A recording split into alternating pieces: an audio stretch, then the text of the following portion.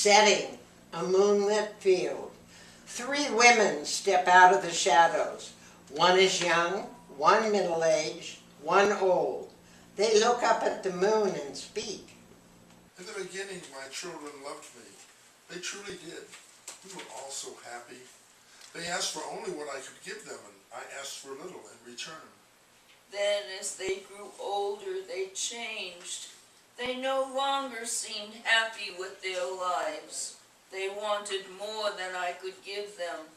They took so much I began to suffer, and they didn't even notice my pain. Now I have little more to give them, and still they grab things and hurt me. I pleaded with them to stop.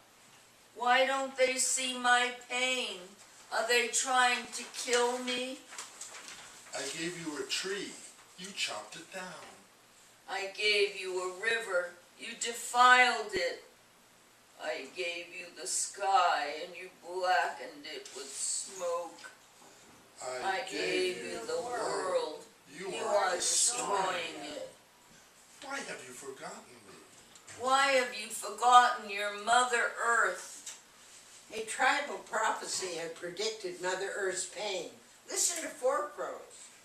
Only after the last tree has been cut down, only after the last river has been poisoned, only after the last fish has been caught, only then will you learn that money cannot be eaten. Money cannot be eaten.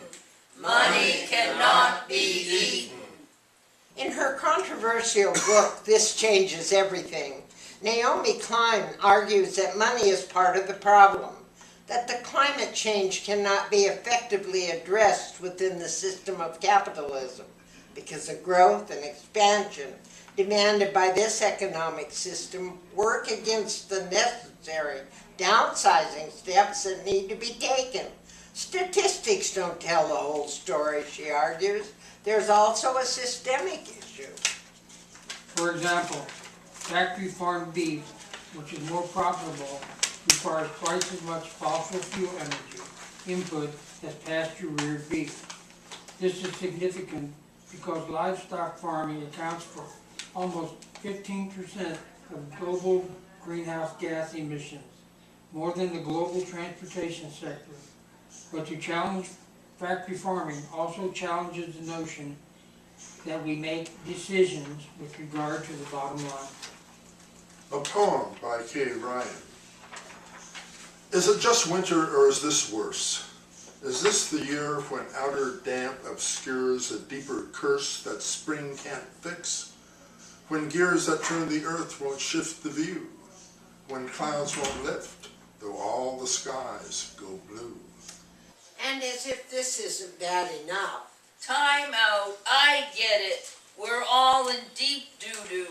But if this so-called play is just a litany of bad news, I'm out of here. Surely there's some good news as well. If not, I quit. Well, yeah, maybe there is. Okay, well, I'm glad she brought this up. As a matter of fact, futurist Malcolm Peters of MIT thinks there is good news. Despite the future social and political breakdown that will affect 1/3 of the world's population, despite widespread famine, despite food riots, despite water riots, Peters sees a bright future. Here he is. You can't stop human ingenuity from getting itself out of the most helpless-looking jams. You can't stifle the human spirit. I predict the colonization of Mars will begin in my lifetime. That's it? The good news that we, or some of us, the richest of us, colonize Mars and start over? This really sucks. No Mars! No Mars! No Mars! Okay, there's more.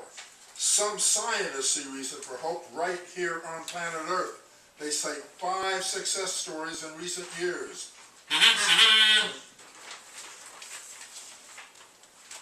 1. China has stepped up to be a world leader in corrective action. 2. The growth of renewable and clean energy jobs is growing by an encouraging degree. Note that this is a solution within the capitalist system. Pope Francis has taken a strong stand on the issue, uniting many faiths. 4. The Paris Agreement demonstrates that most of the world's leaders are facing reality. 5. A global movement for solving climate change has begun. More and more grassroots organizations are demanding immediate action. And local community success stories are everywhere, around the world. In the state of Washington, a dying oyster industry was transformed into a thriving business hatchery, once considered beyond saving. This in less than a decade.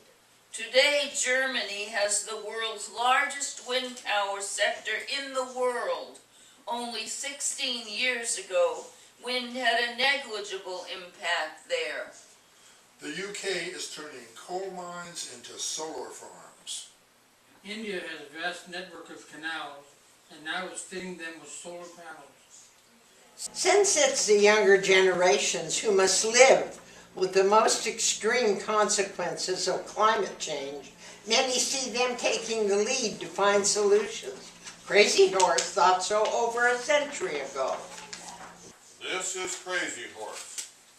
After suffering beyond suffering, the Red Nation shall rise again, and it shall be a blessing for a sick world. I see a time of 7 generations when all the colors of mankind will gather under the sacred tree of life, and the whole earth will become one circle again.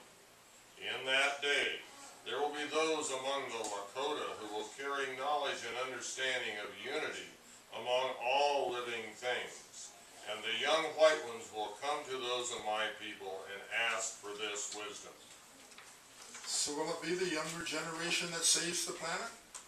This raises another issue.